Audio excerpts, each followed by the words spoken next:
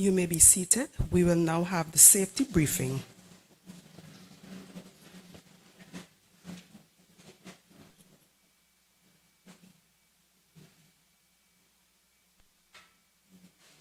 Welcome to the Trinidad and Tobago Civil Aviation Authority. We ask for your attention as we outline some of our safety procedures. The authority is committed to providing a safe working environment for all our stakeholders and will take all necessary measures to safeguard you against injury or harm. The following are some of the safety and security rules we strive for here at the TTCAA. Please take a moment to note the following procedures in the event of an emergency. You will first hear the sound of an alarm. You will then be required to stop what you're doing and proceed briskly to the nearest emergency exit. Evacuation maps are posted on each floor and will serve as a guide for exiting the building. In the event of an emergency and the alarm does not automatically sound, a pull station can be used to raise an alarm. These are clearly identified on the evacuation maps. Once safely outside the building, proceed to the nearest muster point.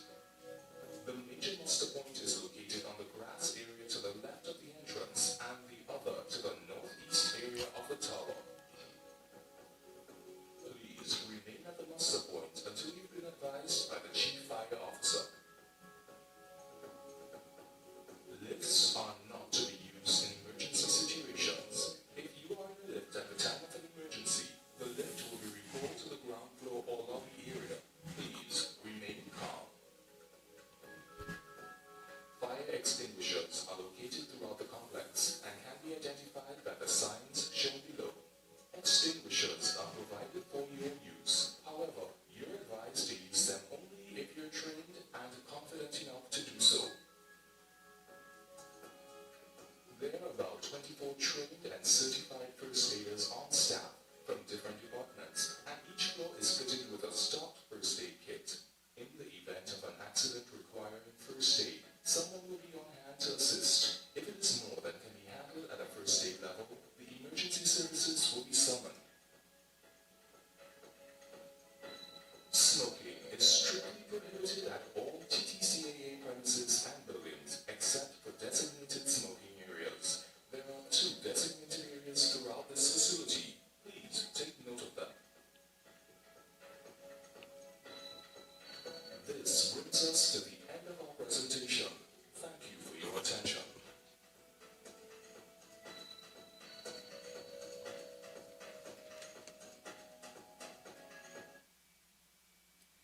Mr. Shakir Beg, Acting Director of the Trinidad and Tobago Meteorological Service.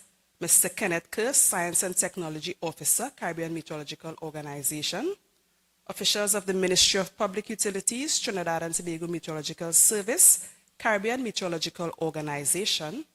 Other specially invited guests, members of the media, ladies and gentlemen, good morning. Thank you for joining us for the 2026 Wet Season 20th National Climate Outlook Forum, Ncof 20. I am Camille Hall Graham, Communications Officer at the Trinidad and Tobago Meteorological Service, and I will be your moderator for this forum. The TTMS is pleased to host another Ncof to provide our key stakeholders in priority climate-sensitive sectors with information to support decision-making and planning for the wet season. The theme for Ncof 20 is Heat and Public Health, Reducing Risk Through Climate Services. Today, we will also be hosting a national stakeholder consultation for the development of a national strategic plan and framework for weather, climate, and ocean services. The Caribbean Meteorological Organization is leading this consultation. The Parliamentary Secretary for the Ministry of Public Utilities, Mrs. Shivana Sam, who will be delivering the FITIA address, will join us later on. We will begin today's forum with welcome and opening remarks from Mr. Shakir Beg, Acting Director of the Trinidad and Tobago Meteorological Service.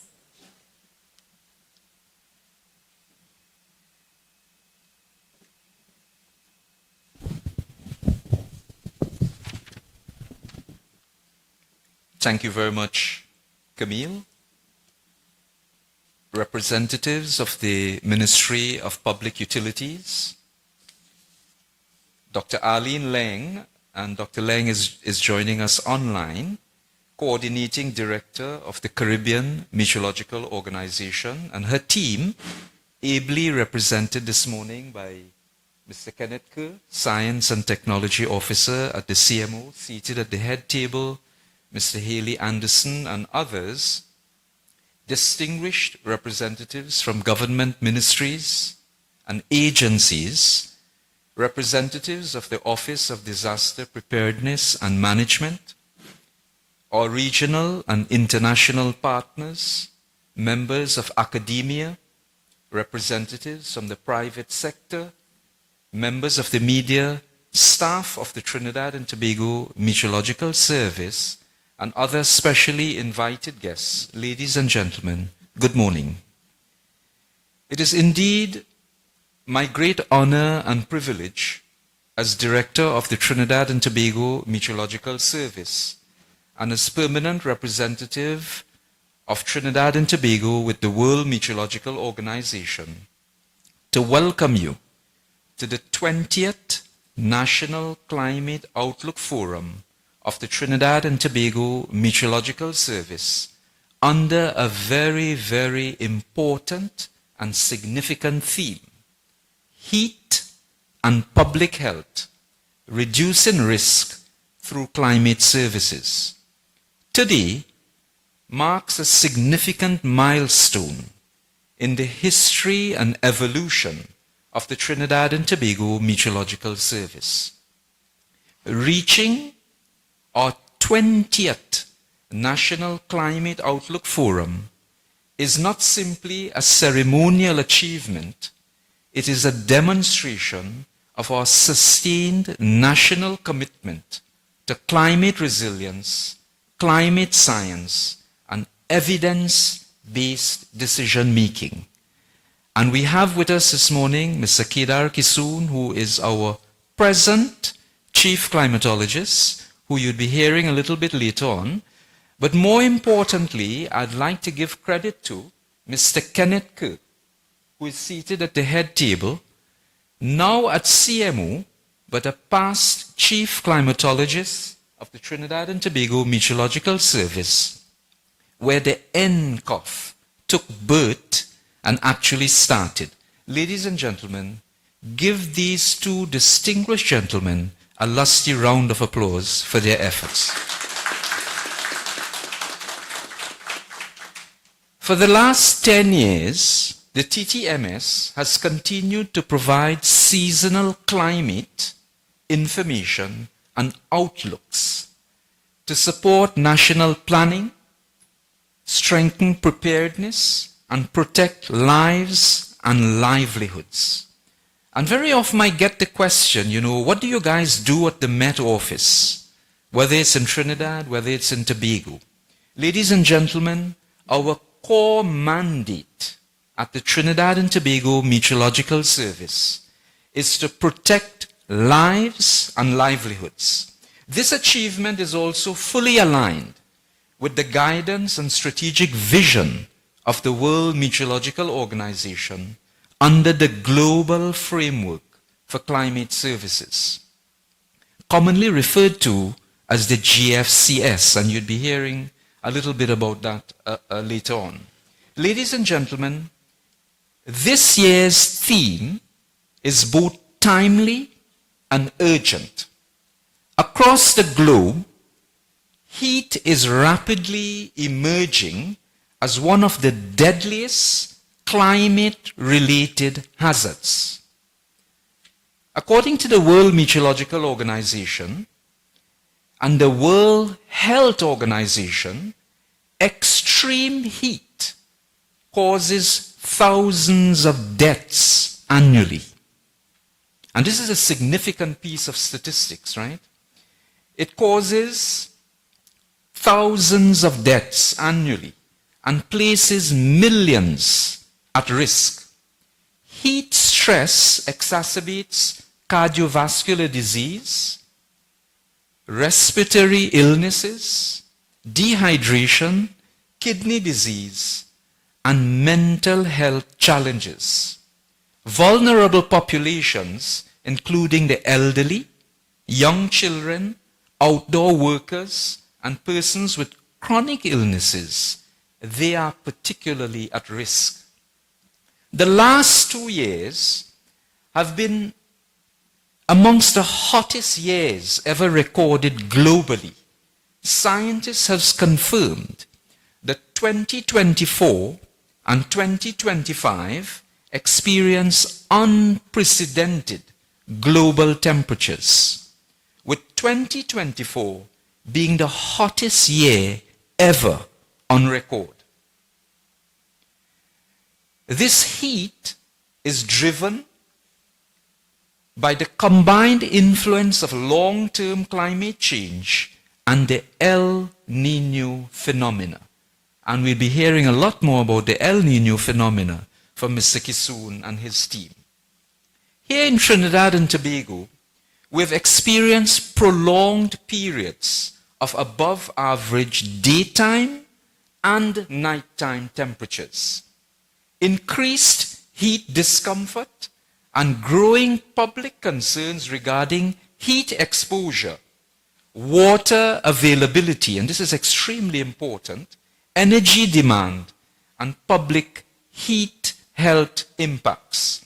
We are seeing more frequent heat alerts, and you need to look out for these in the upcoming season, and rising public demand for weather and climate information which can support safer decision making. Climate services, therefore, ladies and gentlemen, becomes more than just a forecast. They become tools for public safety, health protection, economic resilience, and of course, sustainable development. And this is why forums such as these are critically important. They provide a platform for meteorologists, climatologists, disaster managers, health professionals, planners, policymakers, and stakeholders. You know, you're all in this room in the same place to come together to interpret climate information and transform it into some form of meaningful action. If we leave here this morning and we are unable to imbibe this information and transform it into some meaningful action, well then we'll have to rethink this Ncof and its impact. In this regard, I'm particularly pleased that today's program will include a specialized session which will be facilitated by the Office of Disaster Preparedness and Management, focusing on the potential impacts and anticipated climate conditions. Additionally, I wish to highlight another major component, as Camille had alluded to a little bit earlier, of today's activities. This year, the TTMS is collaborating closely with Dr. Arlene Leng and her dedicated team from the Caribbean Meteorological Organization to facilitate a national stakeholder consultation.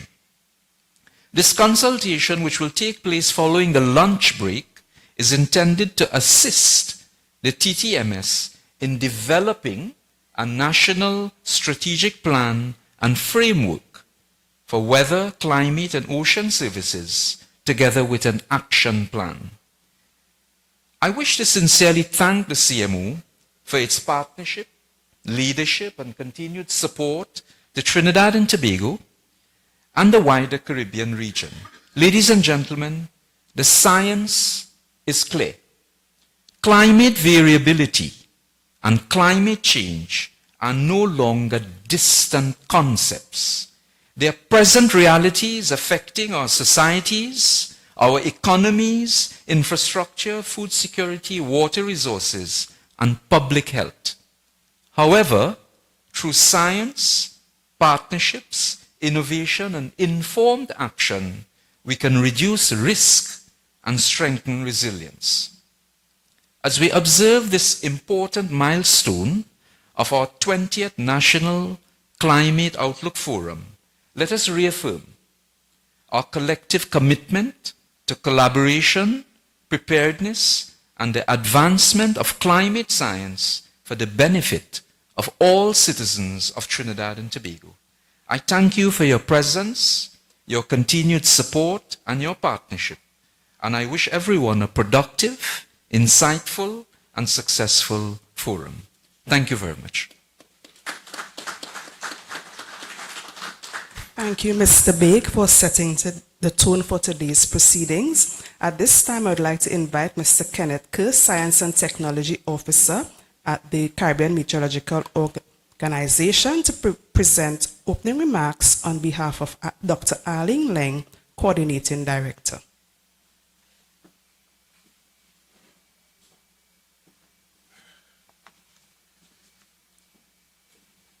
Thank you, Camille.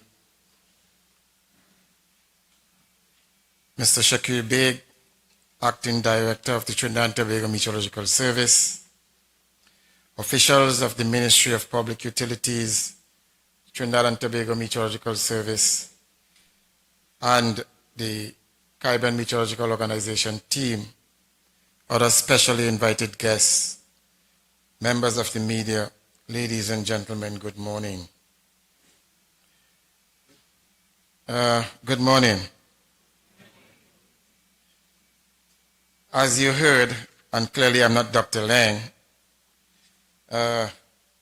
I'm providing remarks on her behalf, and it's my pleasure to do that.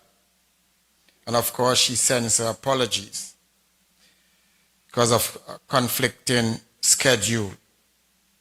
But ladies and gentlemen, I must say that my heart is warm today to see so many of the key stakeholders still participating in the National Climate Outlook Forum of the Trinidad and Tobago Meteorological Service, which means there is value there.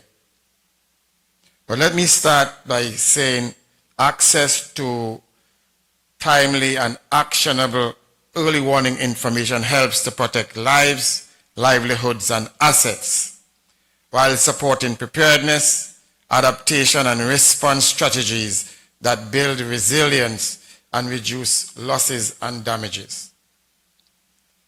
This National Climate Outlook Forum forms parts of the ongoing effort of the Trinidad and Tobago Meteorological Service to provide tailored climate information and actionable early warnings to strengthen preparedness for the upcoming wet and hurricane seasons. And it really reflects the Meteorological Service's commitment to delivering information that helps to keep people safe and to grow the economy of Trinidad and Tobago. The Caribbean Meteorological Organization, or CMO as we are called oftenly, is pleased to support this process, as one of our strategic priorities is to enhance disaster preparedness and reduce losses of lives and property arising from extreme hydrometeorological events. But this partnership is not just something of today, it's long-standing. For example, in 2015, the CMO supported Trinidad and Tobago's first National Climate Outlook Forum and National Climate Services consultation. We remain committed to supporting our member states in strengthening forecasting, in strengthening early warning and disaster management systems, consistent with the United Nations Early Warnings for All initiative. Through an all-member approach, the CMO continues to strengthen early warning systems across the Caribbean. In this context, and you heard Mr. Baig alluded to it, after lunch, we will perform another vital action for national resilience, the development of a new strategic plan for National Meteorological Services 2027 to 2031, including a national framework for weather, climate, and marine services, and a complementary action plan. Question is, why is this important for Trinidad and Tobago? The country requires stronger weather, climate, and marine services and improved early warning systems, which in turn requires stronger institutional capacity at the Meteorological Service. Such services are particularly important since approximately 70% of the population and more than 80% of the economic activities are concentrated within coastal areas of Trinidad and Tobago, while key sectors such as energy, shipping, aviation, and the growing blue economy faces increasing climate and weather-related risk.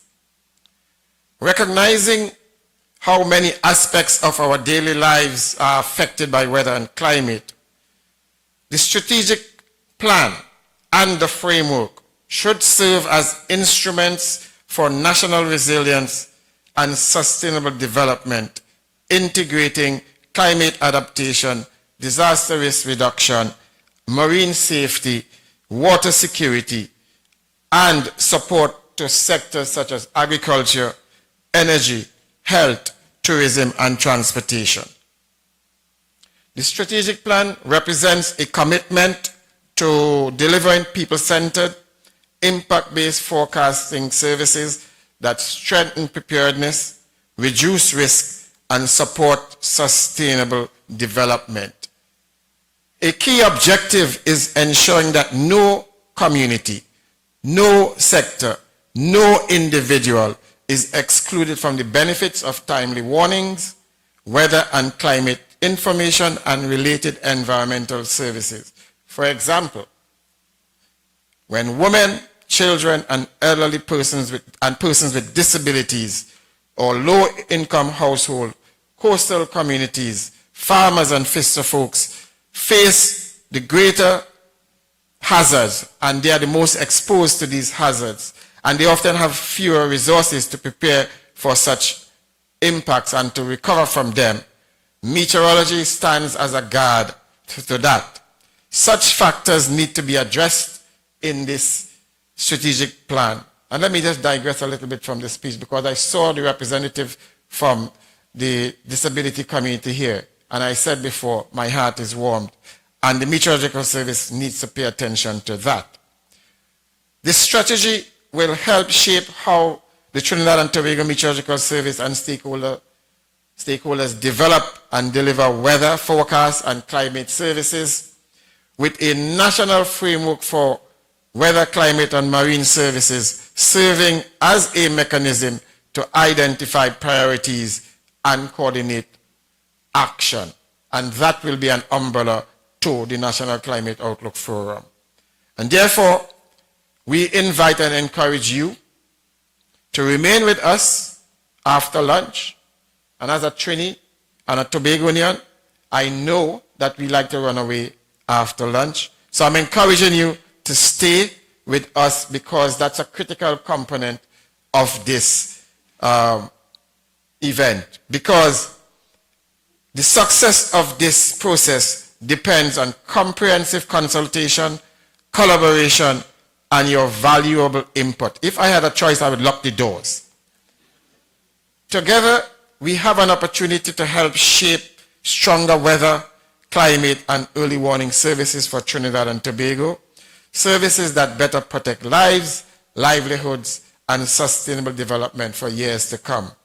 We wish the Trinidad and Tobago Meteorological Service and the Ministry of Public Utilities a successful Climate Outlook Forum and a session to discuss and deal with the strategic plan and the framework. Thank you very much, ladies and gentlemen. Thank you, Mr. Kerr. I would like to invite the members of the head table to be seated on table 2. Now, before we look at what's likely to happen for the rest of the year, it's important that we take a look at what has happened so far. So at this time, I would like to invite Mr. Gary Benjamin, meteorologist at the TTMS, to deliver a presentation on the review of the 2026 dry season.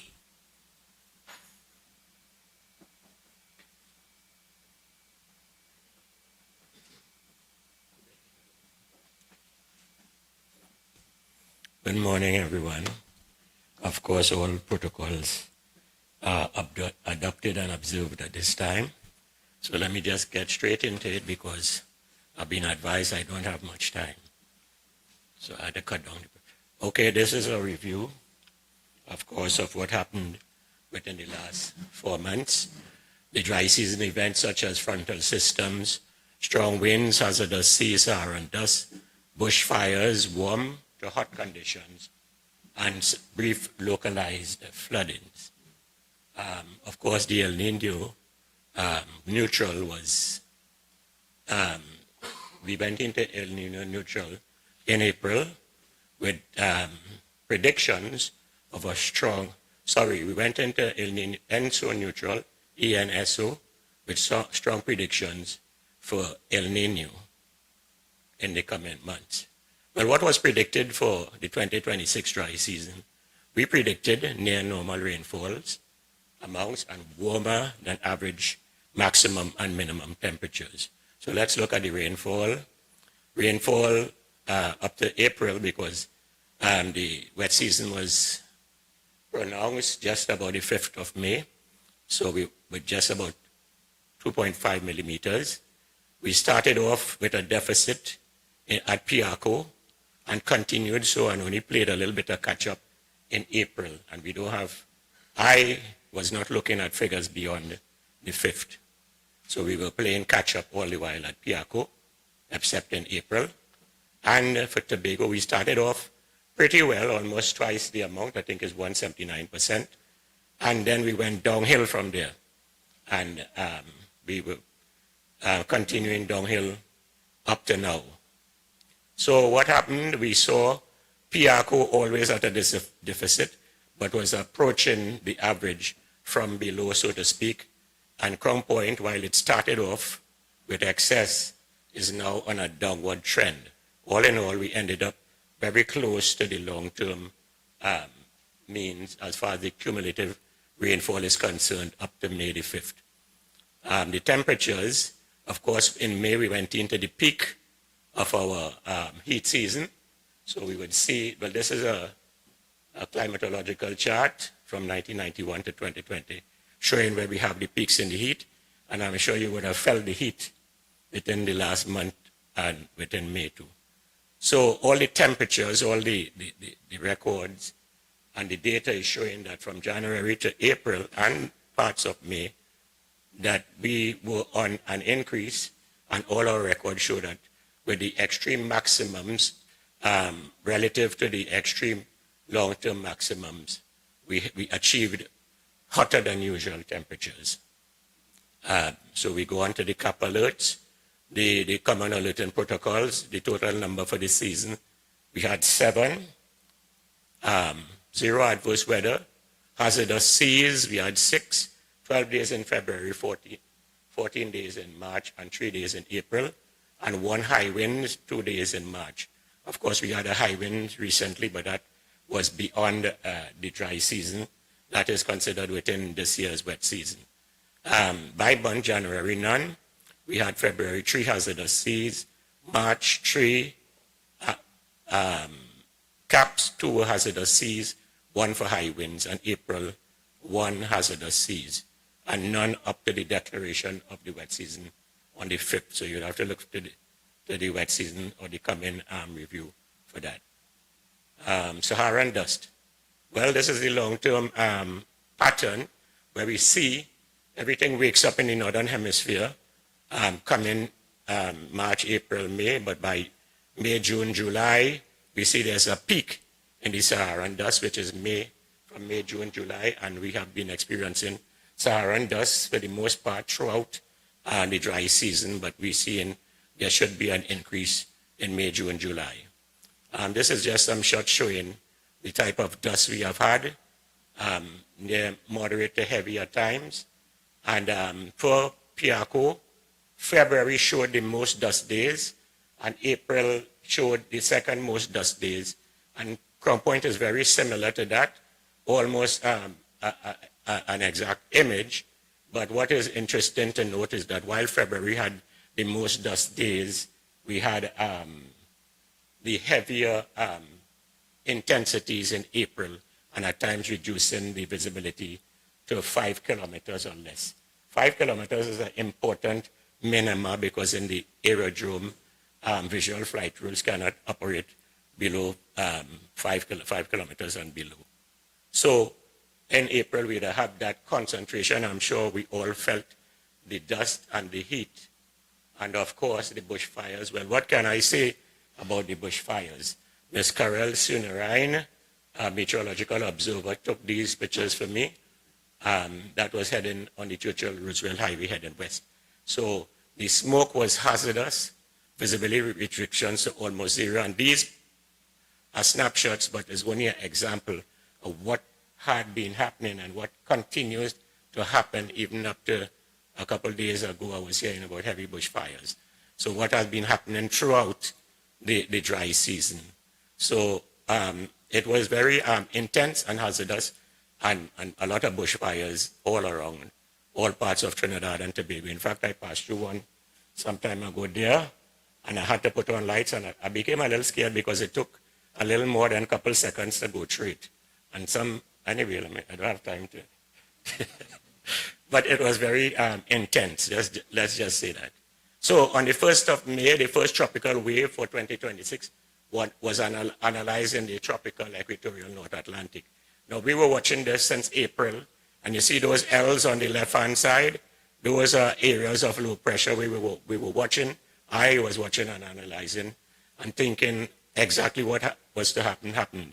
So by the 1st of May, one of those came off into the eastern equatorial Atlantic and was analyzed as a tropical wave, the first for the season, the 2026 rainy season. And of course, 5 days later, when it crossed Trinidad and Tobago, it produced measurable amounts of rainfall. Now, that is the criteria we have for announcing the wet season, and therefore, we had to announce the wet season as having started because a tropical wave produced measurable rainfall across Trinidad and Tobago. I think for me it was 2.5 on that day. So we had to announce it even if we had dry conditions following that. The fact of the matter is that the time of the year where we could say is the wet season time with tropical waves and such had started. And we look at a comparison May 18th last year. I think we started the wet season last year on the 20th. We look at a comparison and we started that wet season with the ITCZ. And if you look at the picture, let me just take a time and walk across that point. This is the ITCZ here coming across Trinidad last year, and this is it here, this year, right? So I'm making that comparison to show that while our rainy season started last year with the ITCZ, very torrential rain, this year the ITCZ is not in play as yet, and we are having a lot of tropical waves, but the high pressure cell is pushing them and keeping them a little bit south of us. So we have to have a little patience. Right now we have the axis of a tropical wave passing, and we have not much weather because that is our next presentation. So, but just how suffice to say, we have this year a number of tropical waves passing, but they are a little bit south for now, between 2 north and 5 north latitude. We're hoping for the purpose of having rainfall that it comes up soon. So the dry season summary, the dry season was declared on January the 8th, lasting just about 4 months, or just short of 4 months, about 117 days. A mixed season with a few moderate to heavy showers, a couple of thunderstorms in April, with short-lived localized street flooding, intense heating with the clear skies. Of course, we talk about the theme today of heat. There was, in fact, heat stress for both humans and animals, especially during April and the beginning of May following our pattern of our heat peak. Episodes of Saharan dust reducing visibility to less than 5 kilometers at times, while February had the most dust days recorded. The highest concentrations were in April. Smoke from bushfires many times reducing visibility to near zero. Air quality was at times hazardous and dangerous for driving, and even hazardous for even the normally healthy due to both Saharan dust and the smoke. We had rough seas due to the strong winds, and we're still having strong winds because apparently The dry season don't want to let go as yet, but we're hoping it does so soon, so that we could have some water and some moisture in the atmosphere. Of course, El Nino neutral conditions were declared in April with prediction of a soon to come strong, I say ENSO, El Nino Southern Oscillation conditions. In April, neutral, predictions of a soon to come strong El Nino. And I think Ian would expand on that a little more. So what was predicted by the Trinidad and Tobago Met Service, and every year I have to say this and give myself a pat on the back together with the rest of the Met staff. If I don't do it, who else would do it? We predicted as the dry season turned out to be, and that is because of Kedar and Ian in the main. So the dry season, being full of Saharan dust and smoke, achieved the warm to hot temperatures generally above the 1991 to 2020 normals. So we are talking about increasing heat. It shows up this year, at least in the dry season. And there was just enough precipitation to record an overall near normal season, although there's still a need for conservation. And I'd like to close with this. Whether there's an abundance or a dearth of rainfall, water is always a precious element to conserve. So ladies and gentlemen, I thank you for your attention.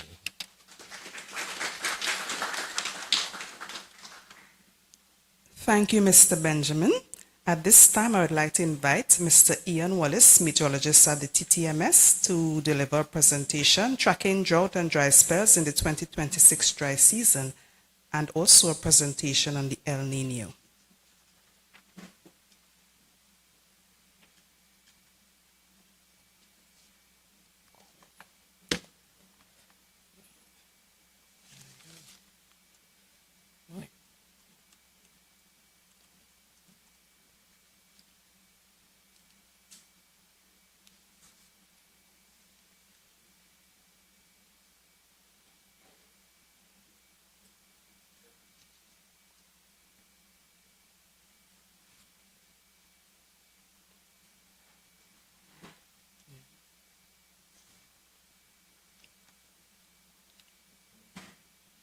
Okay. And good morning, everyone, and all protocols observed. As we've seen from Mr. Benjamin's presentation, this dry season has been one that we've been looking at and analyzing, and the forecasts have panned out, and they have also been as accurate as they have ever been. And that obviously points to a lot of the work that's been going on behind the scenes. But I'm now going to be looking at what the drought and dry spells have been throughout this dry season. Because typically, the dry season is often known as having dry periods, and is obviously one of the driest parts of the year.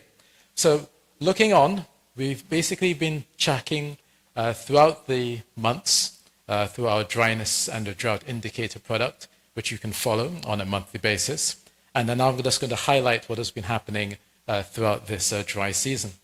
Now, the colors on this dryness and drought map show the observed dryness levels, which are based on rainfall differences from the average. So these have been standardized, and they've been expressed as a number of standard deviations less than average.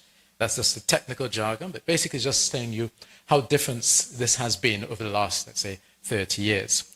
So the period we use is basically a 3-month period, and we average out against the historical average. So the yellow and reds on this map, they will indicate where you see borderline dry to extremely dry levels. And towards the end of 2025, which was the end of our wet season, we still had abnormally dry conditions, which were entrenched nationwide, with the exception of near Navet in central Trinidad. So that's where the gray color indicates that there was no indication of significant dryness. Now, from last December to January 2026, we had the passage of rain-bearing frontal systems, which continued to push southwards across Trinidad and Tobago into the Guyanas. And this brought above normal rainfall across Tobago in particular. So this abnormally wet start to the 2026 dry season, it ended the dry spells across Tobago and northeast Trinidad. And by the end of February, both Trinidad and Tobago had no concerns of agricultural drought or significant dryness. Although there were no concerns carried into January, February, and March for the majority of the area, we did still see a pocket of borderline dry conditions developing in north-central Trinidad around the Piarco area. However, by the end of April, everywhere had returned to no concern.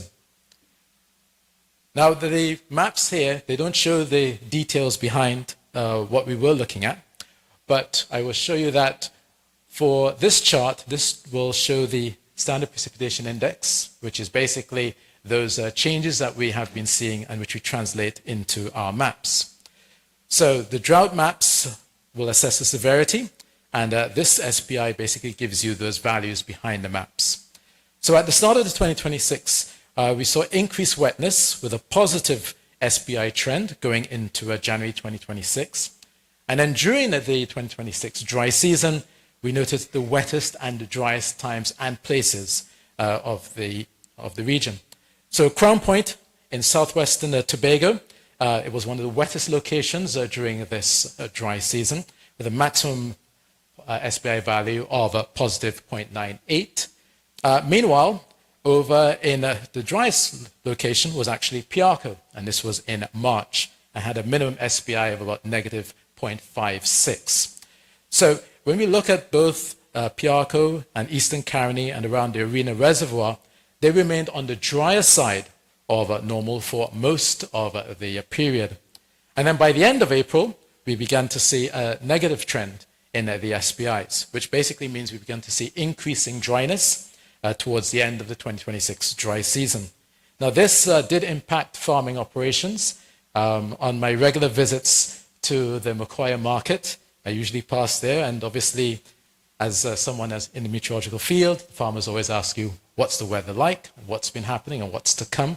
And most of the reports from citrus farmers in particular is that they had to change their fertilizer and harvesting schedules based on the changing rainfall patterns that they were experiencing, particularly, again, in those southern and southeastern areas. So these products, they are being seen, they are being used by various communities, and particularly in the agricultural sector.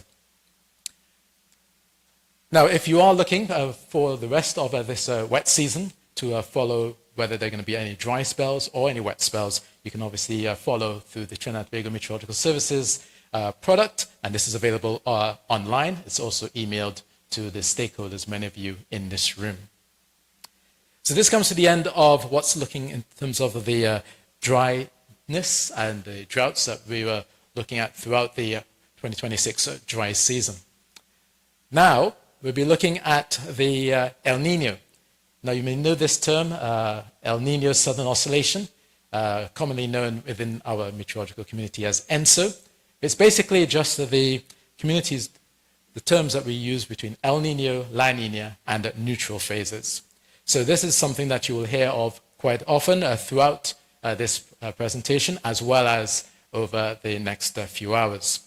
Now, the El Nino Southern Oscillation is one of the major climatic drivers for our weather across the northern South America. It does have an influence, of course, in Trinidad, but we also have other influences that impact our weather here. But because the El Nino is one of those that inflects the ability for us to determine in terms of our active hurricane seasons, etc., we also pay attention to the El Nino.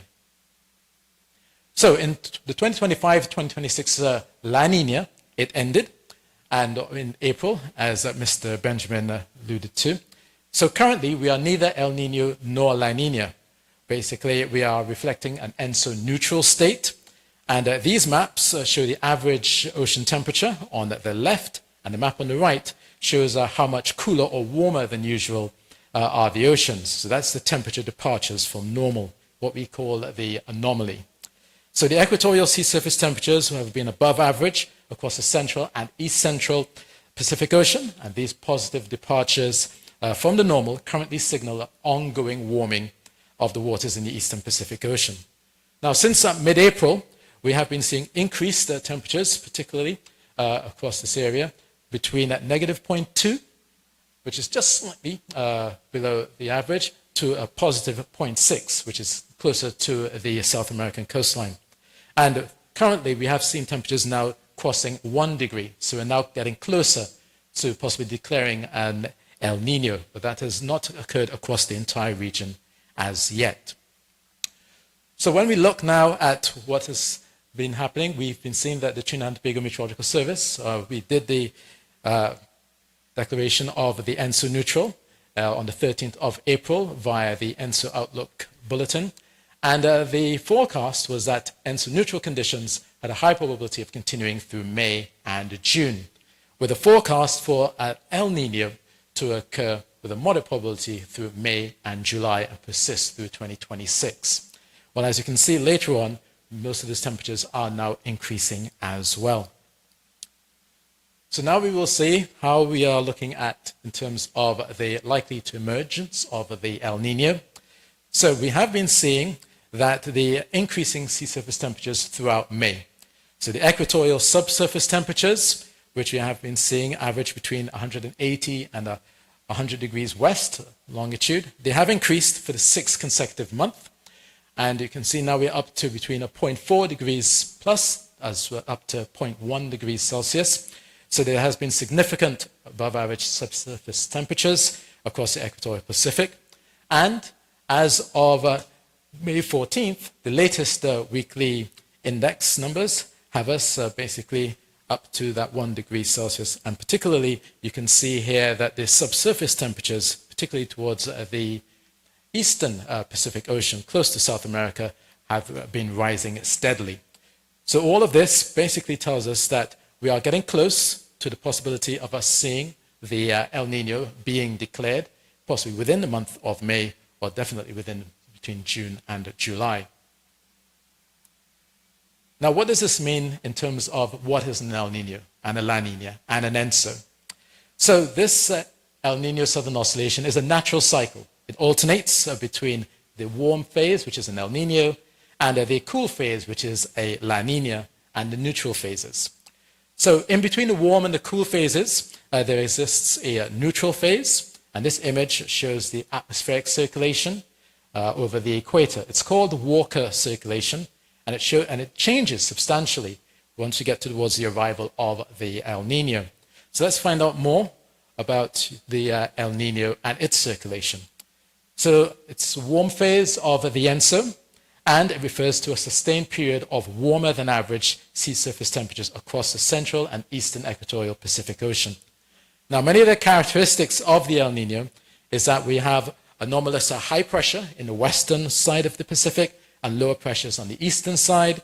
We have weaker than normal trade winds across the Pacific, and we have warmer waters in the eastern Pacific due to a suppressed upwelling of cold water along the Pacific coast of South America. We also tend to find we get wetter conditions in the eastern Pacific and drier conditions in the western Pacific. So now the dry conditions tend to translate into northern South America through June and through March. Now, how do we measure the El Nino? Quite often, we will be looking at the temperatures in different parts of the equatorial Pacific. We give them particular names. From the western side, you can see we call it the Nino 4 region, and on the eastern side, we call it Nino 1 to 2 region. Basically, these different parts of the Pacific in which we are measuring the subsurface sea temperatures. And you will notice that as we go through this season and you're reading the ENSO bulletins, you will hear us referring to some of those regions. Now, how do we classify an El Nino? We tend to use the temperature anomalies, and this determines the potential impact. So a weak El Nino is usually between plus 0.5 to plus 0.9 degrees Celsius above the average. A moderate one is between 1 and 1.4, and a strong one is between 1.5 to 1.9, and then a very strong one is greater than 2. And we tend to have the corresponding impacts. Now, these are impacts which are experienced globally. Now, the Trinidad and Tobago Meteorological Service uses the term very strong. It does not use the popular term super El Nino because it's not part of the standardized operation classifications. But, however, a very strong El Nino can possibly cause extreme global weather events. And all of the impacts of El Nino are exacerbated by global warming. Now, this chart here basically shows you the past episodes, and it links the temperatures which are on the positive side, let's say above the 0 line. Those will be classified as neutral, and once you get over 0.5, we then classify them as El Nino. So you can see here the episodes of a strong and very strong recent El Nino events. And we have noticed that one of the issues that has occurred is that because of the ongoing warming in the Pacific Ocean, a new index had to be classified through the NOAA, which is a US-based agency, and the National Weather Service. So basically, we've been taking a relative oceanic Nino index and comparing it to the old one.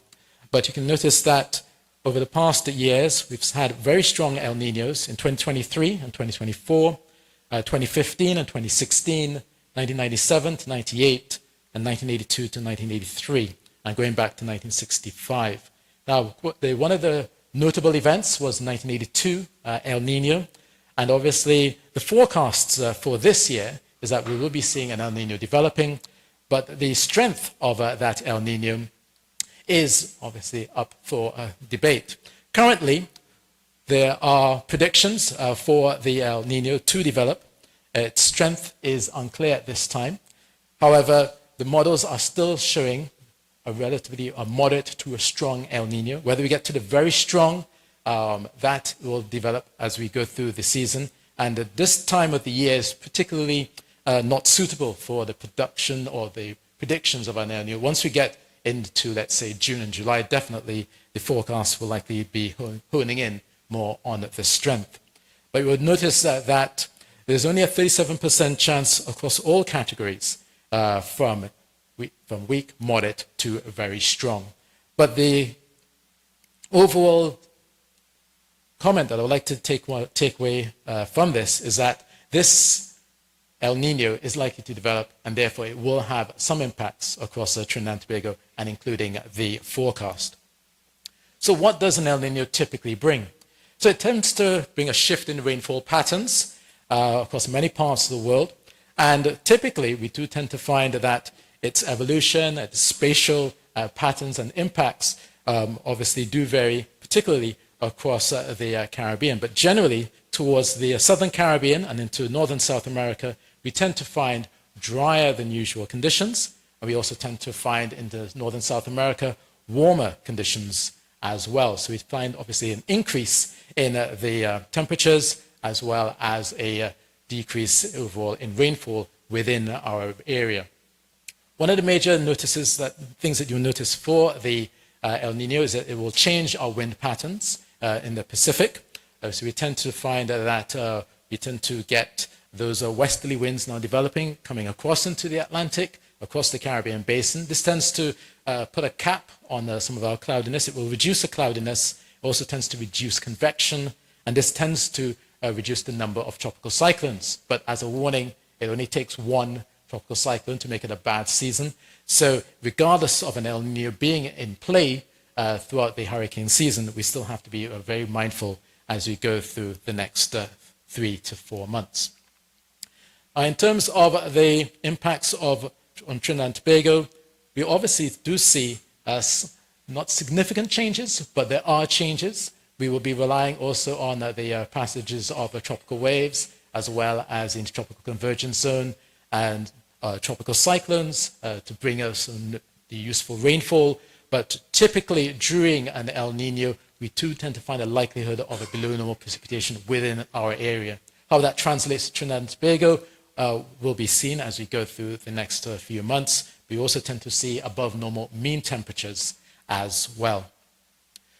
So I'd like to say that for most of this wet season, you'll be able to take note of the various changes in the ENSO between neutral conditions to our El Nino and the strength of the El Nino over the next few months by following our product here on the Trinidad and Tobago Meteorological Services webpage. So that comes to the end of my presentation. Thank you very much.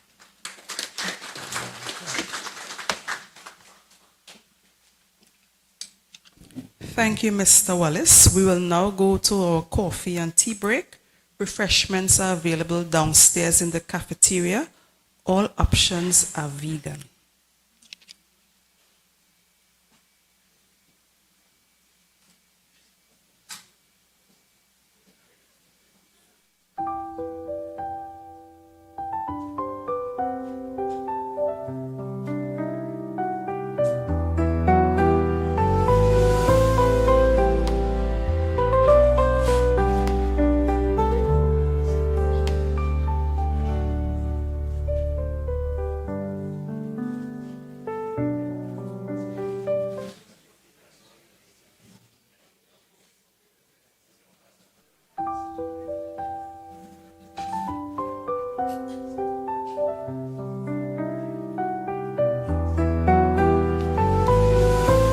We will resume around 10:35.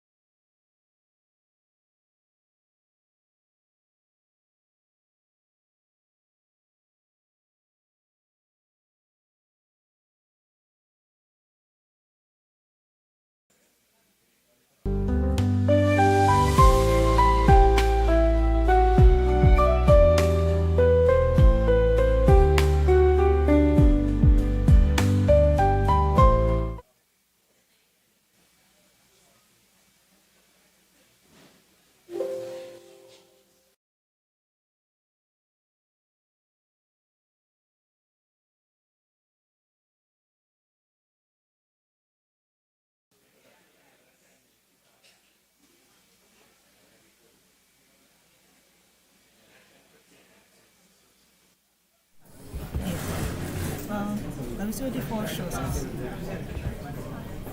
So, properties, change it to.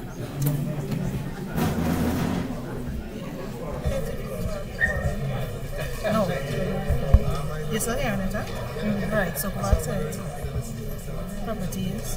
What I meant was, go ahead. Change it to black magic. That one be. Okay. No? Hey, hold on, you hear this? You hear anything, sir? Right, so go ahead. This is what I was asking you earlier if black magic.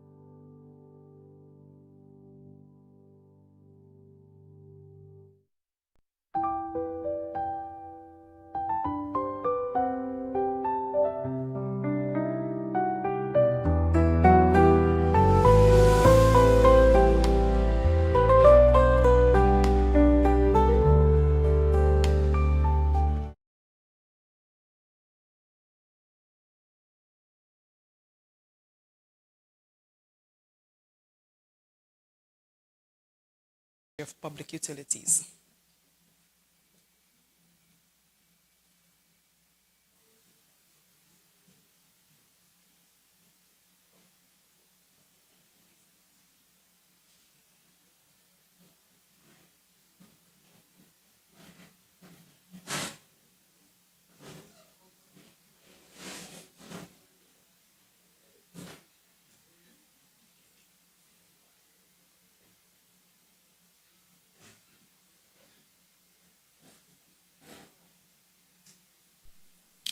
At this time, I would like to invite Mrs. Shivana Sam, Parliamentary Secretary in the Ministry of Public Utilities, to deliver the feature address.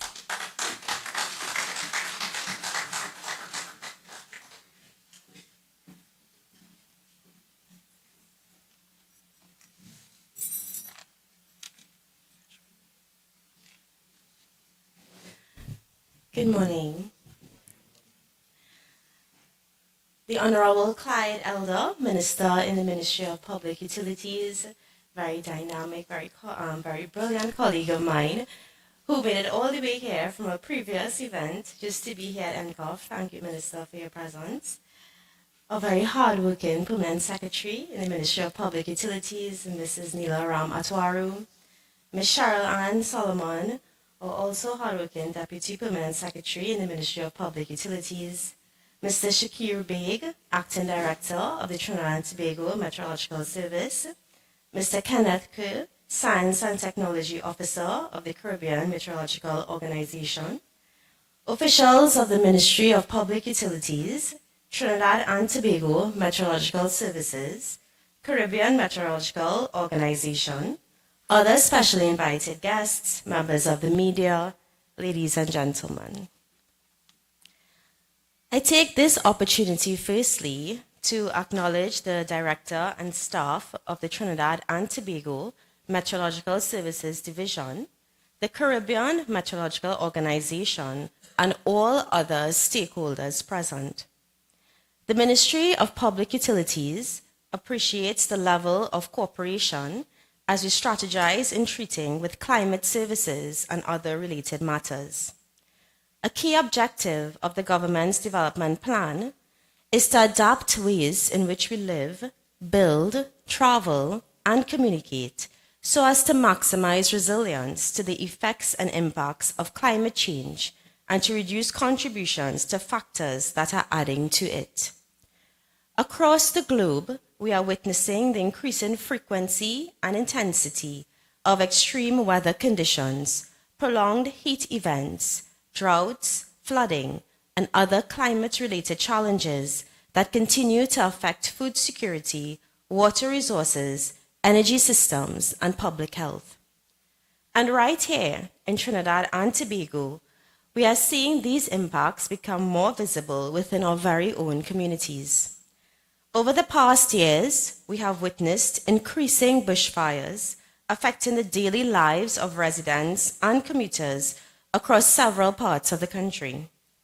What may seem like isolated environmental events often carry far-reaching consequences.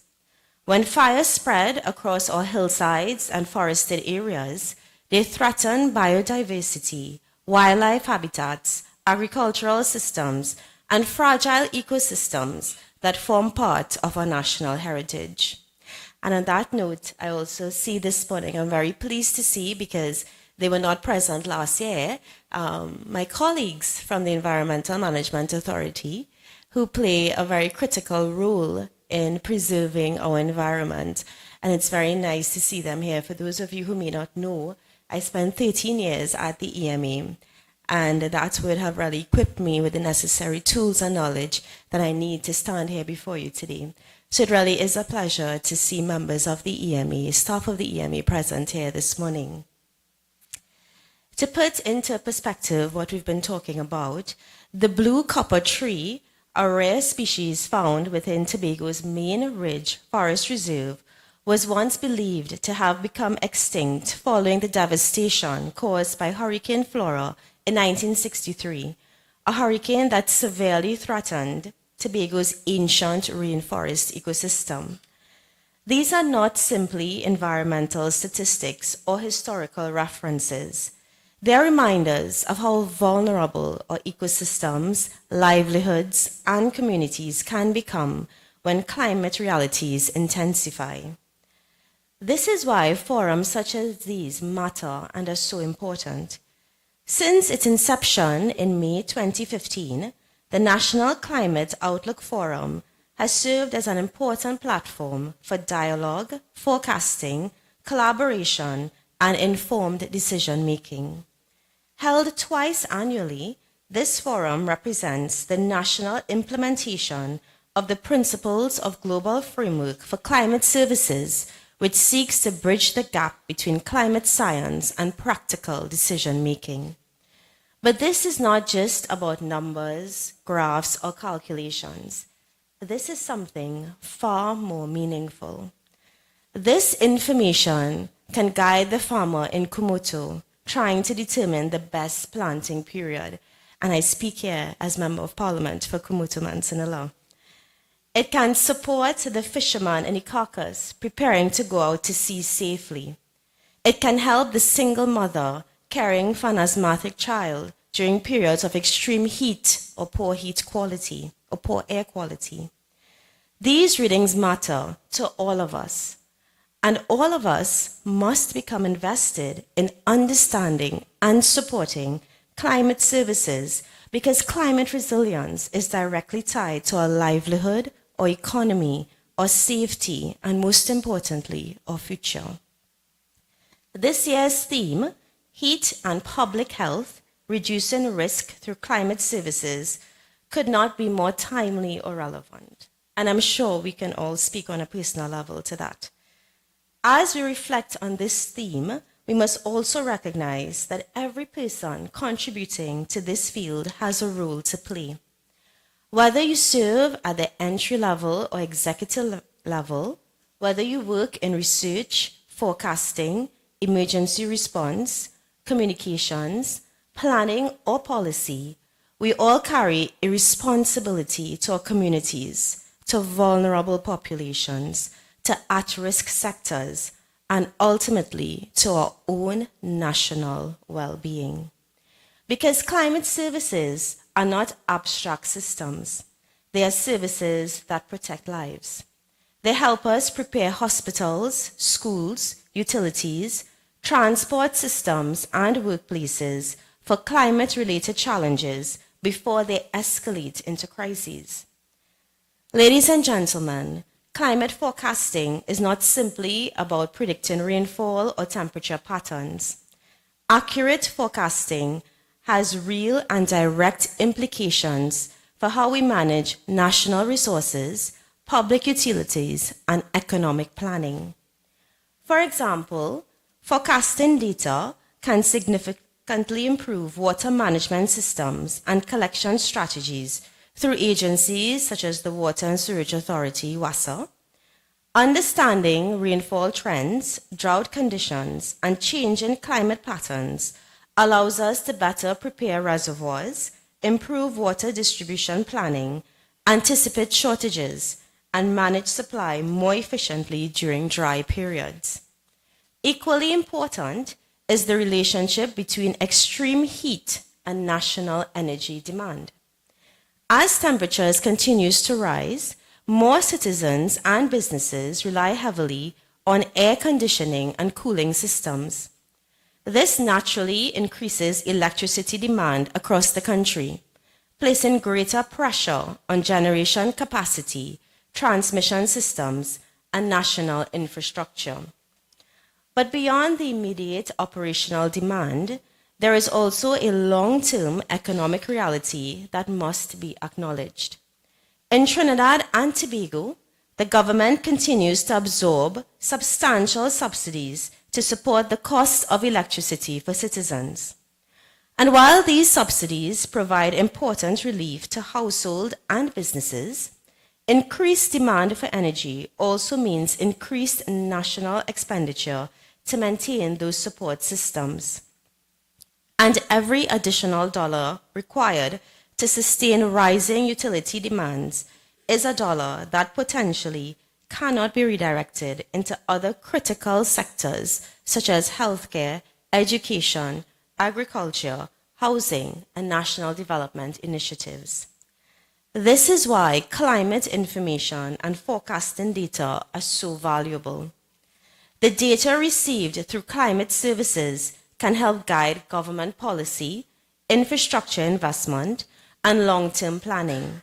It allows us to make smarter decisions about energy usage, water security, public health preparedness, agricultural resilience, and economic diversification. In many ways, climate forecasting has become one of the most important planning tools available to modern governments.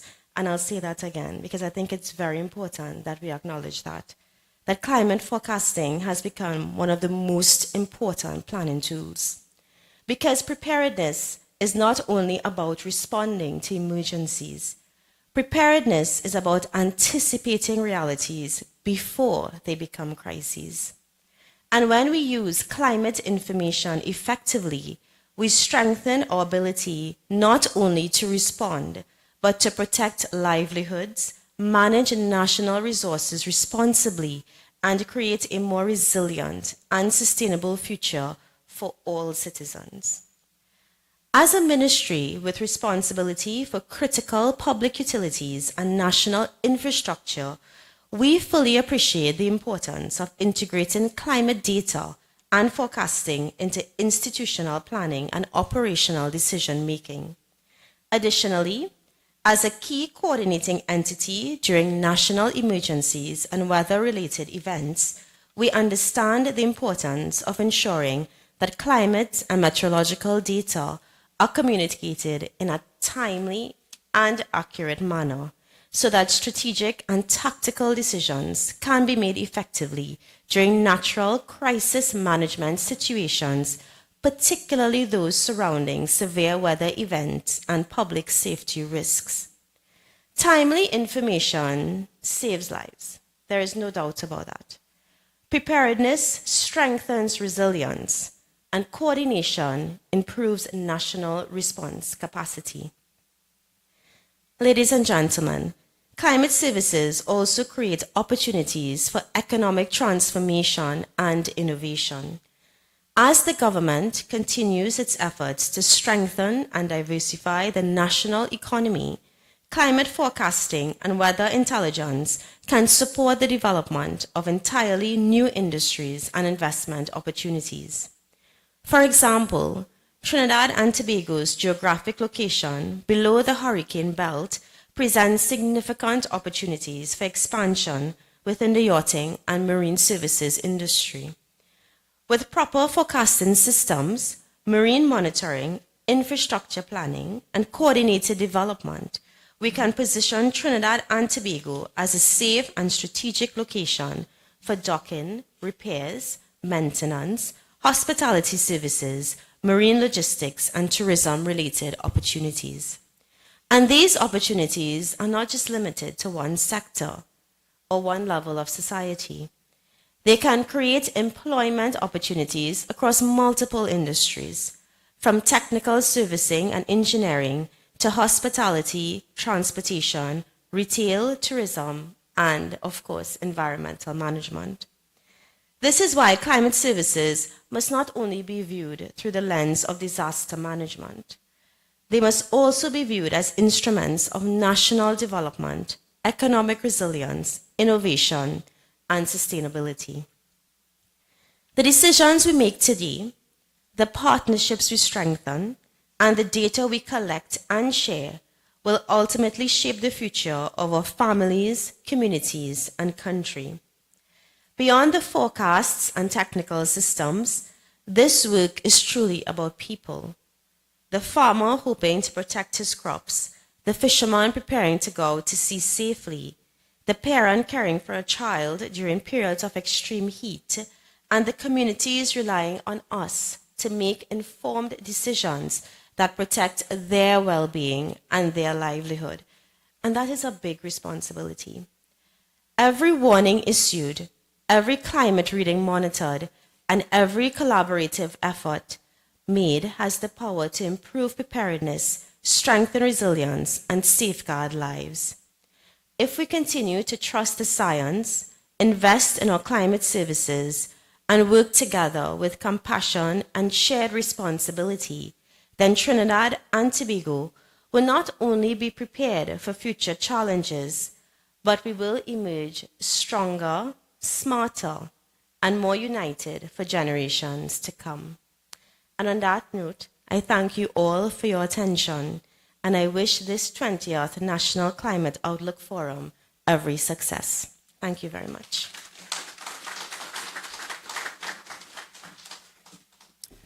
Thank you, Mrs. Sam, for your address, and we do appreciate that you have taken the time out of your busy schedule to be with us today. At this time, I would like to invite Mr. Kedar Kisoon, Acting Chief Climatologist at the Trinidad and Tobago Meteorological Service, to deliver the 2026 wet season outlook and the hurricane season forecast for the area of interest to Trinidad and Tobago.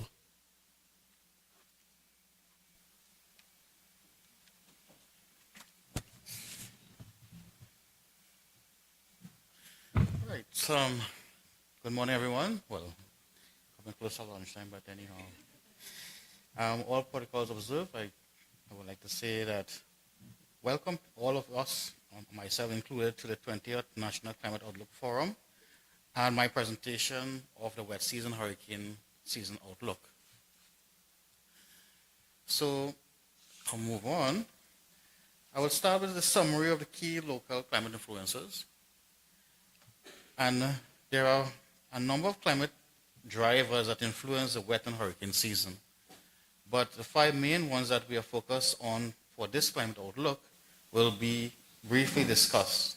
The first is the sea surface temperature departures in the central and eastern tropical Pacific, which shows neutral and positive anomalies, meaning the SST temperatures are average to warmer than average. I hope this pointer working, but as you can see where the El Nino is developing. El Nino conditions are forecasted to develop by June 2026 and may persist to the end of the year. Usually with El Nino, conditions tend to be favorable for decreased cloudiness and rainfall. So far, the ongoing ENSO, neutral conditions, has influenced the local climate in a very unusual way, with some months having near normal rainfall while others having below normal rainfall, as Mr. Benjamin and Mr. Wallace has shown in their prior presentations. The second influence is the SSTs in the area of interest for Trinidad and Tobago, and that's that area of interest you can see there. That is the waters to the east of Eastern Caribbean all the way to the west coast of Africa. A key factor with this influence is that the warmer than average area of interest favors above normal rainy season, early onset and late cessation of the season. Currently, sea surface temperatures are mostly slightly above average, but with the noticeable cooler than average patches of cooler water near the west coast of Africa, where there is ongoing upwelling cooler waters, as you can see in blue here, just the west coast of Africa. The third influencer is the north-south sea surface temperature gradients, well known as the Atlantic Meridional Mode, or AMM, which is a key facilitator of the ITCs influencing our local rainfall during the season. A positive phase of the AMM is associated warmer than average northern tropical Atlantic relative to southern tropical Atlantic. A negative phase is the reverse, where the South Atlantic is warmer than relative to the North Atlantic. When the AMM is positive, the ITCC activity shifts more northward, reducing upper level westerly winds throughout the area of interest. When it is negative, the ITCC activity shifts further south, increasing upper level westerly winds and wind shear of the area of interest. When the AMM is in positive mode, the ITC is displaced over our area more frequently and more volatile. When the AMM is negative mode, the ITC is not as active during the season. This is important because the ITCC provides Trinidad and Tobago with significant amount of wet season rainfall. The AM is forecast to be negative in a negative mode in May to June 2026. So we got to think about that. Now, the fourth driver is the dry season air layer, the Saharan dry air layer, and associated dust. Let's go on to the next slide. This layer have areas of low humidity, low air, with mild, moderate, sometimes high concentration of Saharan dust. Any tropical wave, storm, or hurricane so happens to be in contact with this area or in areas may have a reduction in activity and strength. The expected frequent bouts of Saharan dust in the months of May to August may add to the reduce in the growth and development of tropical waves, storms, and hurricanes. The fifth climate driver is wind shear, and in and around the area of interest. Wind shear negatively influences deep convection and cloud development. Tropical storms and hurricanes depend on their deep convective cloud cycles to maintain themselves and to grow in strength. Wind shear cuts off cloud potential development and therefore can weaken or stymie storm or hurricane development. Okay. Right, so the next slide here, the graphic shows the sea surface anomaly in the 3-month running average from May to October 2026. It can be seen here that the evolution of El Nino is glaring, as you can see in the Central Pacific. But what is also obvious is the Atlantic Ocean is not as warm as the Pacific Ocean. Small warm patches of water in the tropical Atlantic may influence the location of the ITCZ. The Atlantic meridional mode is forecast to be negative in the May to July season. The ITCZ may lie south of the area of interest. As you can see, the line just south of our area of interest, the red rectangle. While later in August to October, the Atlantic meridional mode may become neutral and the ITCZ may visit Trinidad and Tobago.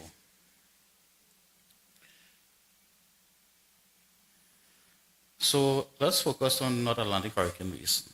The North Atlantic Hurricane Basin is seen as a black rectangle, full size here, from West Africa to the Western Atlantic and America. All international hurricane prediction centers predict for this season.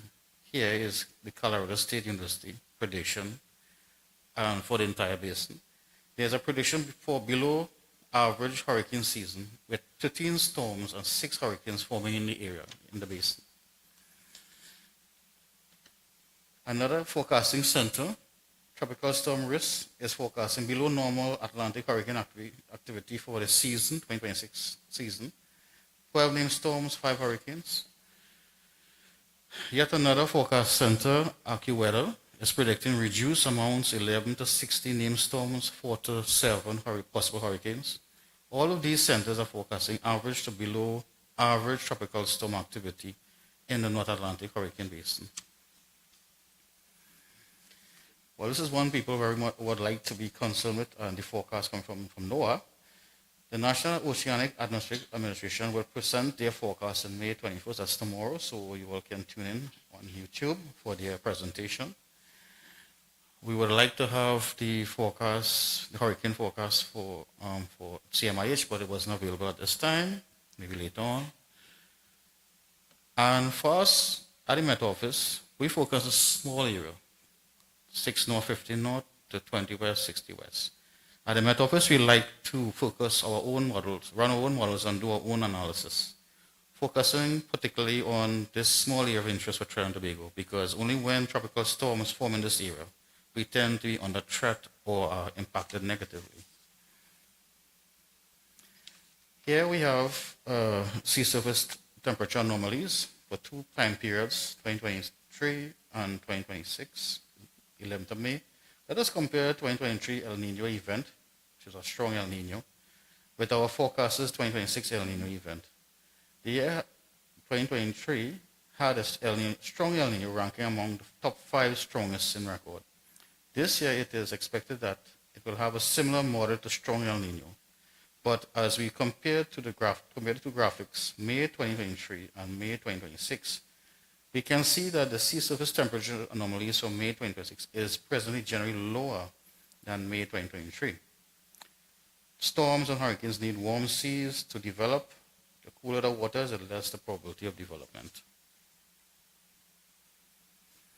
And now our forecast for the hurricane season 2026. But before we do that, let's review what we had last year.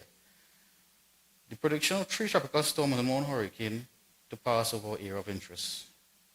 We did have reduced amount of activity, 2 tropical storms forming the area. However, we had 0 hurricanes in the area of interest.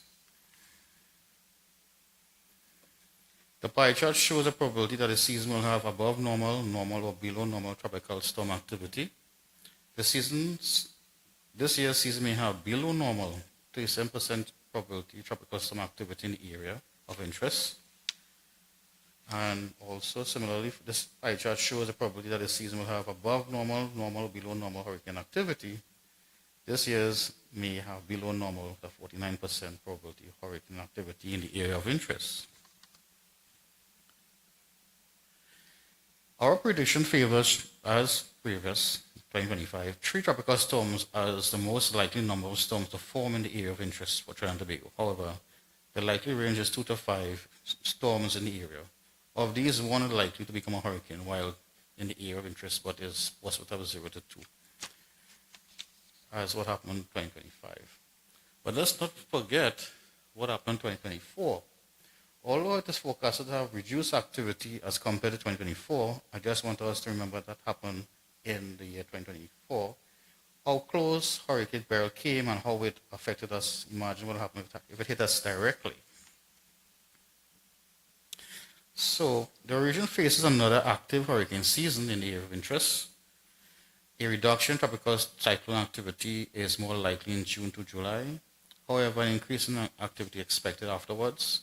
Any tropical storms forming in the area of interest has the potential to threaten Trinidad and Tobago and the rest of the Eastern Caribbean. A season only needs 1 tropical storm or hurricane to cause devastation in Trinidad and Tobago, Grenada, or any other island for it to be an active season. Agencies should escape hurricane season preparations.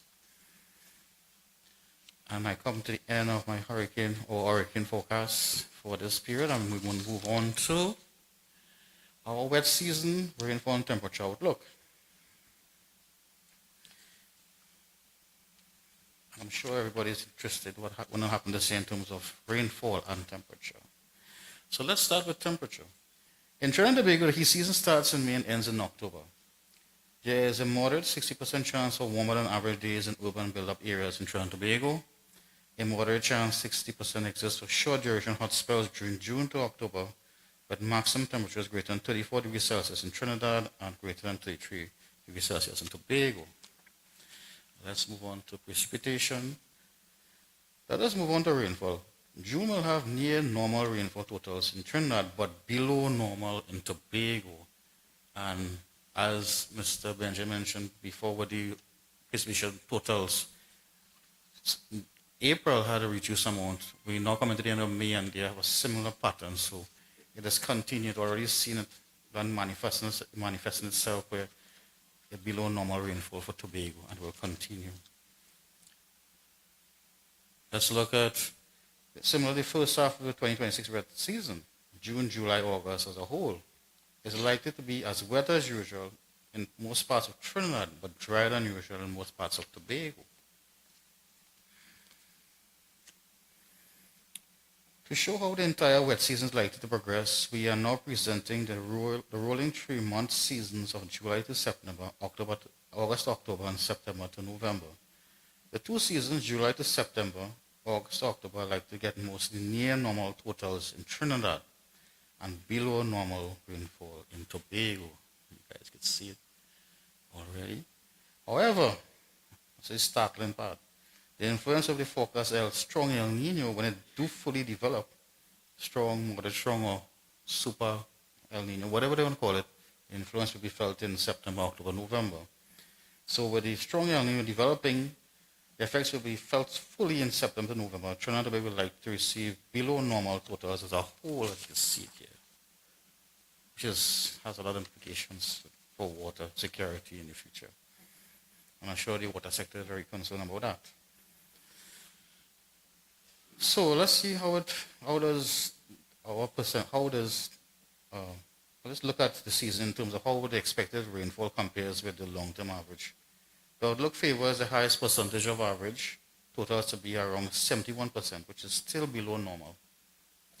with most areas likely to get totals range between 62 and 70% of the long-term average. According to our definition, for the entire wet season, Trinidad and Tobago expect to receive below normal rainfall for Trinidad and Tobago. And as we look at the last strong El Nino in 2023, we can see that the wet season had a range between 74 and 106% of the long-term average. And these are the statistics right here. And the reason why I picked 2023 was the most recent. 1997, 1991 were both strong El Ninos, and they started the same point in time, April, May, June. We saw the change if we look back in the historical data. But their sea surface temperatures profile were a lot different. So it a lot of implications in terms of how we'll manage water for during this wet season and conserve water. For the water, drainage, agriculture, and other sectors that are interested in rainfall quantities, in terms of volume of rainfall expected, it is likely that rainfall volumes will range between 672 millimeters to 1848 millimeters, with a maximum occurring in eastern and northeastern Trinidad, in the vicinity of Comarca, San Grande, Pecata Puch, Plomita, and environs. In Tobago, volumes will range between 920 millimeters to 1435 millimeters, with maximum occurring in Mount St. George, Goodwood, and environs. So when certain monthly or daily rainfall thresholds or values are exceeded, there are increased flooding hazardous impacts. Two fixed threshold flood indicators which are important to disaster and emergency management decision making here in Trinidad and Tobago are monthly rainfall that exceeds 250 millimeters across large areas, and excessive daily rainfall in the form of 24-hour rainfall that exceeds 25 millimeters. Two other duration indicators in the form of 3 and 5-day wet spells historically have been the cause of most of the high-impact flood events in recent years. So as we assess these indicators and predict what is likely to occur during the season, so that you can continue to improve and make data-driven decisions. And now, let's total our graphic. And as we look at August, as we look at what is the probability of exceeding 250 millimeters of rainfall during the wettest month of the year for Trinidad, that is August, the forecast shows that there's a low chance of reaching or exceeding 250 millimeters during August. As you can see, very low. There's also a low chance of reaching or exceeding 250 millimeters during August in Tobago also. Look at next slide. Similarly, we did an outlook for the flood-blown and high-impact flood month of November, the wettest month of the year for Tobago.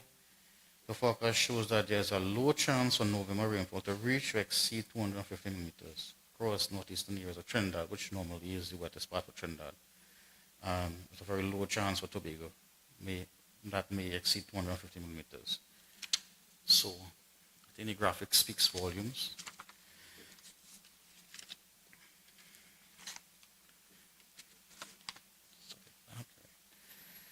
Here we look at the excessive rainfall days. There's a 55% chance of below normal number of heavy rainfall days, which are days with rainfall equal to exceeding 25 millimeters. Normally we'll get 16 of these days. This year we are forecasting 6 to 10 heavy rainfall days. There's also a 60% chance of below normal extremely heavy rainfall days, these days with rainfall equal to or greater than 50 millimeters. We expect 1 to 3 such days, with one likely producing 75 millimeters or more. Normally we get 4 of such days in the season, particularly in August and November. In terms of wet spell days, there's a 46% chance of below normal number of 3-day wet spell days. Normally the country receives 5 3-day wet spell days of rainfall greater than or equal to 10 millimeters over the season. There's also a 52% chance of below normal 5-day wet spells. The country will likely receive 1 5-day wet spell come down from 2.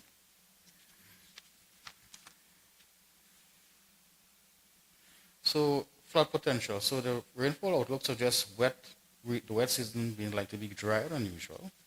So in terms of flooding, what would we expect? Well, the overall flood potential exists across the whole wet season, The flood potential is near normal in central and northern Trinidad, Piarco, Tunapuna, Port of Spain environments, Diego Martin, San Luis and parts of Manzanillo environs. In Island Tobago, near normal potential exists in Scarborough, Crown Point environments. However, elevated potential exists in San Fernando, south of Ucho Basin, Pinal, DB, Superior, Moruga, and environs. So from the maps that we showed earlier on, you saw the dryness started up more in Tobago, then it kind of creeped down into the northern parts of Trinidad. More or less the central southern parts of Trinidad kind of remain near normal. So that's why it reflected in terms of potential flooding. More near normal for Tobago and northern parts of Trinidad, higher potential for central and southern parts. Right, so in near normal hurricane season and below normal rainy season is likely. Therefore, citizens are urged to accelerate preparations. Disaster preparedness, flood elevation agencies, and emergency response must use the early and slow start of the season to escalate and ramp up operations. And I come to the end of my presentation. Thank you for your time and attention.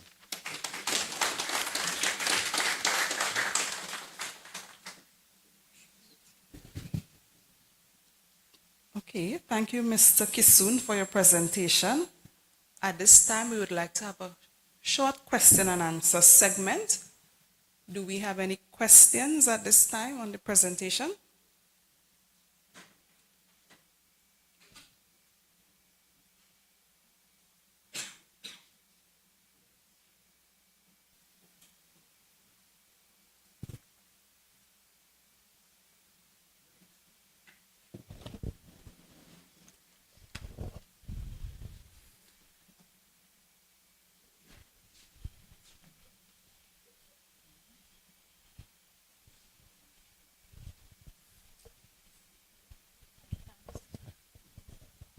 Sorry.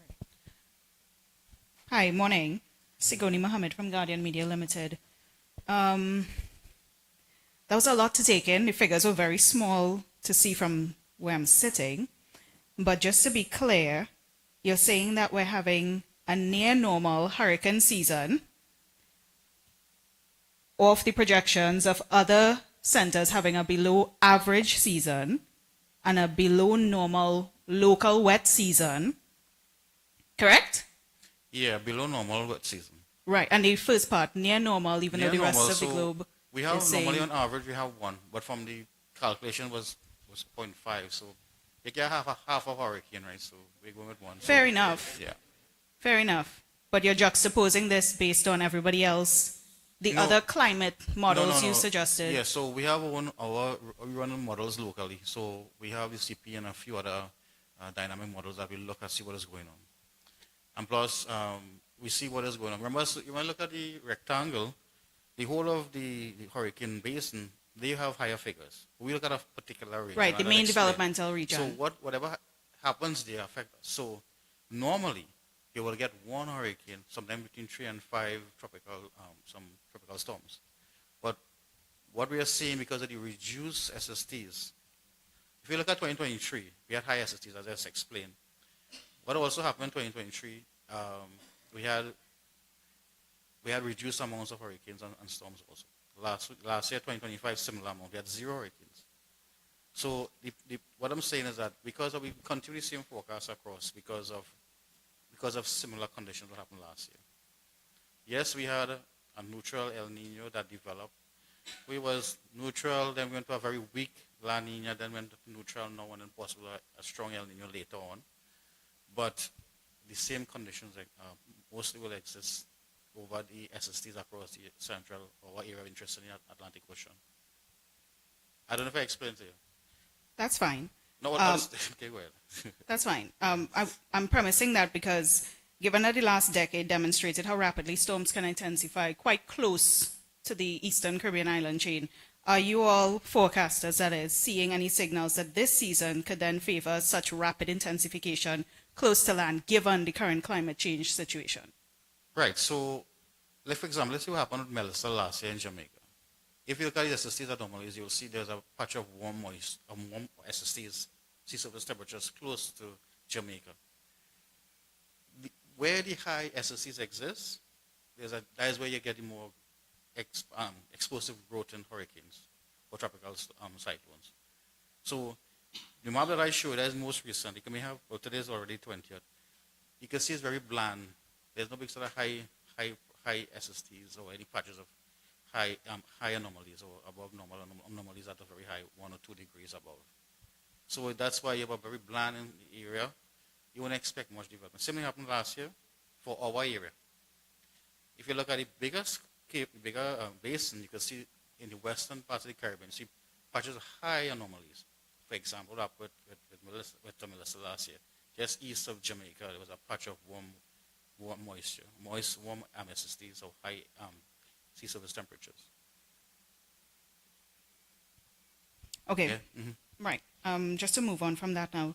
The outlook suggests fewer heavy rainfall days overall, but still warns of flash flooding. Does this indicate rainfall events are becoming shorter but more intense because of climate change? Well, there's a good, yes, it is possible. We don't have full evidence now at this moment for me to speak about, but what we have seen over the years, you have seen this pattern where you can have long periods of dryness and then extend a lot of torrential rainfall. So it is seen the change occurring. Mind you that we are focusing on running some climate change models right now that we are looking at the outputs. In the near future, we'll have it presented for you guys. So yes, it is happening. So all things considered in the wet season outlook that you just prepared for us, you're hearing mixed signals such that we have fewer heavy rainfall days, but warmer temperatures and possible flooding. How should, for example, the agricultural sector realistically prepare for such an event? That's a very good question. Reduced amount of rainfall, higher temperatures, more evaporation. So it will influence in terms of moisture availability in the soil for crop development. Here's a good chance for farmers and different sectors to pay attention to the forecasts that is produced every day from the service to see when and where what type of weather we expect.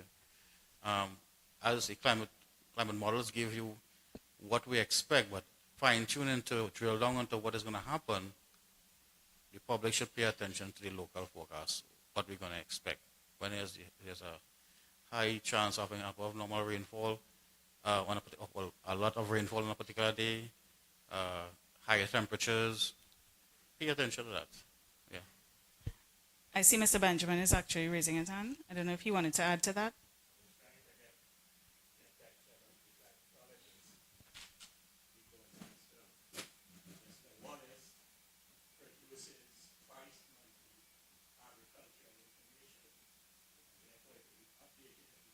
That is true.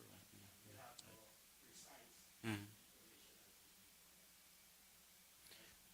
Well, the agro forecast is 15 days every day. Yeah, so it's bi-monthly, and the information is provided plus the SPI that can use to gauge how dry is the season progressing. So this is information for the farmers they can use, and it's available online. Right. And my final question, because I know others may want to ask other things, given that everybody else is looking at this super El Nino phase that we should be entering, and after the presentations on the El Nino as well being strong going later on into the year, how much confidence do you meteorologists have in your seasonal forecasting ability now that climate change, as we have been seeing very recently, is in fact altering historic weather patterns that you're relying on? Well, it's evidence. We are seeing the changes as occurring.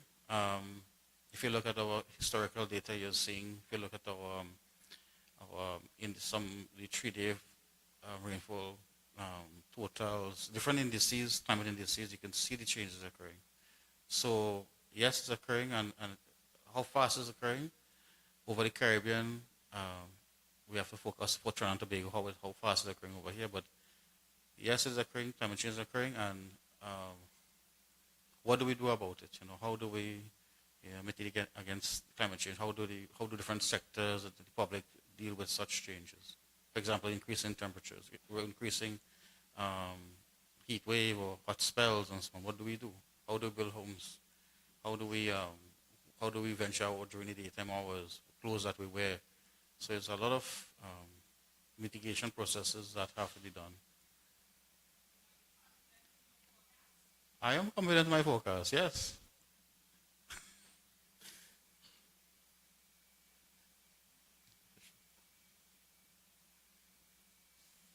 That's it. Any more? Talking about the sector?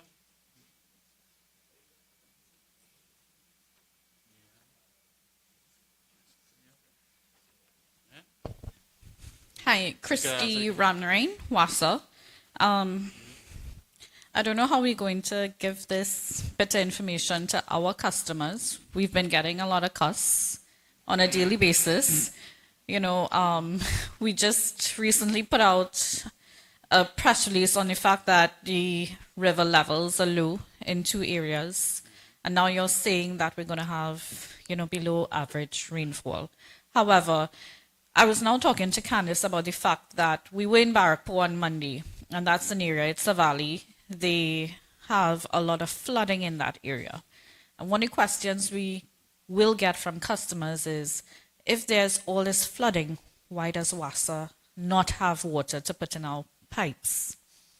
Can you explain the difference in riverine flooding and flash flooding, and you know what it means in terms of the runoff into the sea, what stays on land, as well as the amount of rainfall, where it falls, and whether or not the dams can fill? Because what we're seeing in Tabaquite, for instance, Navid Dam, there's no rainfall at all in that area, and the dam, I think right now it's at 47, is it? 46. Well, how WASA manage their water supply, I don't think Met Office could answer that. We'll just tell you what we expect in terms of the forecast. But you have flash flooding. Obviously, if you have you know, the percolation of water into the soil, once there's a certain rate, percolation rate. So once you're above that, you will have water running on the surface and running, maybe roads, you know, dry dirt or whatever it is. So you have flash flooding that happens. Intense rainfall falls over a short period of time, flows over and lasts for a very short period as compared to river rainfall that lasts for a while, where low-lying areas are flooded for a very long period. The Met Office can't tell you exactly where the rainfall will fall. I think it asks God, you know, but I don't have the answer for that. So, yeah, we could tell you where we expect and what is the amount we expect. I think with WRA we have a very good relationship with Safir and all these guys. Every month we talk on the phone. We do our CPT forecast. We do our 6 month outlook for you guys. So we have a good relationship. And we do give you a heads up. I'm sure you could agree, Safir, that when we're expecting something not good going to happen, you know. But how do you manage your water? I don't think I'll answer that question. I don't know if, did I answer your question, or you have? Well, the reason I asked you to explain is, you know, at the end of the day, this is a room filled with technical people. Citizens, they are not going to understand that. They're not going to understand the fact that when rain falls, it could fall outside this building on the left, but the right may not have rainfall. Yes. And it's really hard to sometimes explain to people who just probably don't understand the difference in why rain falls in one specific area and it doesn't fall in the other. Why flood happens in one area and it doesn't in the other. And yeah. Well, that's where, you know, outreach come into play. You know, WASA could have their outreach. The Met Office do a lot of outreach also. We've been doing a lot. Let me give an example. 2019, I don't know if everybody, the Facebook and the different social media, they put an umbrella over the reservoir for you guys, and also a flag. Most of the rain fell in the west into the ocean. It had more dryness over the line that running along our reservoirs. So you see, people understand, but it's where outreach and, you know, common sense to explain to, you know, the general public what is really going on. Because where things happen, I can remember 2019, most of the rain fell on the western part, and it was really, really dry over the reservoir. It was a very, very unique rainy season. Thank you. I wanted to add. Sorry. I want to come here. There's a mic behind you. Thank you. I just want to say, and I said it in my presentation, that whether we have an abundance or a dearth of water, it is always a commodity to be used wisely and conservatively. So even if we have these short, intense periods of flooding, it doesn't mean to say that when the flooding finishes, that you wouldn't have water or a dearth of water or lack of water. So it is wise from now, with Mr. Kedar's presentation, to conserve water, to continue to use it wisely. Can I just add something? I'm sure you guys can saw it on YouTube. This is something that's very interesting. I was looking at this yesterday. You know, they're trying to green the Sahel region, and they were using the half a moon low-tech technology where they have catchment, half a moon catchment, and they were replanting and so on. So basically, instead of all the water run out into the Gulf of Paria, something, man, as I could be, have some engineers come with some idea to capture the water in some form or fashion.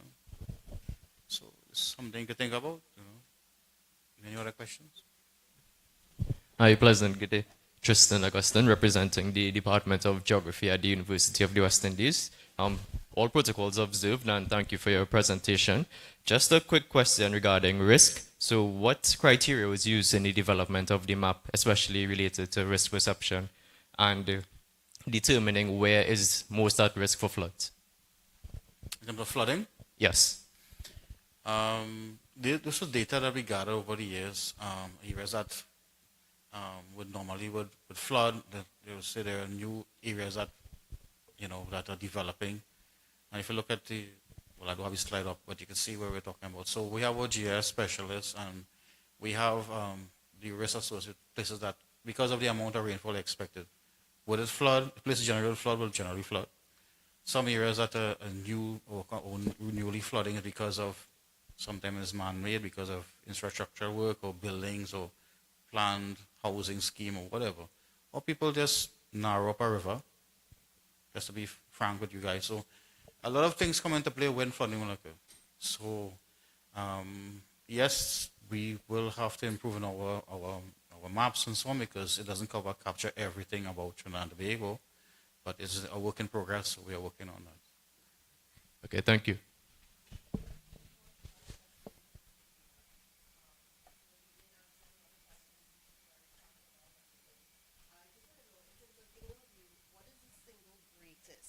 Climate-related operational risk facing Trinidad and Tobago this wet season? Well, in terms of probability, because of the maps I'm showing you guys, the lack of water, so there's a good probability to have more drier, negative SPI drier conditions. So it will affect across the board. The agriculture sector, the water sector, households, transmission, the amount of evaporation. Because remember, if you have less water and more higher temperatures, because the first map I showed was expecting above normal temperatures, more evaporation, so you have more loss. What we could do to prevent loss due to evaporation. So I think the risk of having lack of water could be a serious issue. Okay, in that regard, what level of interagency coordination would the Met Service recommend during this time, considering what we can expect in the next coming months? That's management. Or you want to answer the question? Yes. Okay, so the next session actually is the implications of the outlook, and the ODPM will be coordinating that session. No problem. So before we get to that, we want to have a group photo quickly at the front, because we are heading close to lunchtime and we really want to get to that session.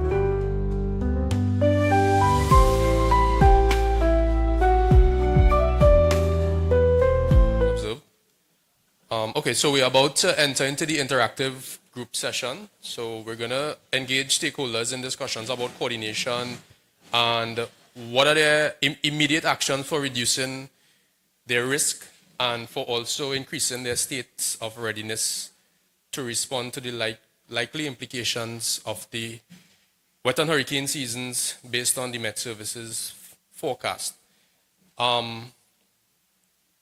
We would divide into two groups. So there are only two ODPM representatives here today. So we are limited on time as well, so we would need to make it very precise and as condensed as possible. So I'll just list out the groups and the agencies contained in each group, and then you'll follow either myself or Mr. Shane Nelson to your respective groups. We may need to join tables. I'm not sure if we would have enough time to do presentations. All right, so in group one, we would have the responder agencies as in emergency response, fire service, defense force, local government, police, works and infrastructure, transport, and civil aviation. Group two, the utilities, Caribbean Airlines, water resources agencies, non-governmental organizations, agriculture and tourism sectors, and Met Service. All right, so I think we could proceed into the group discussions now.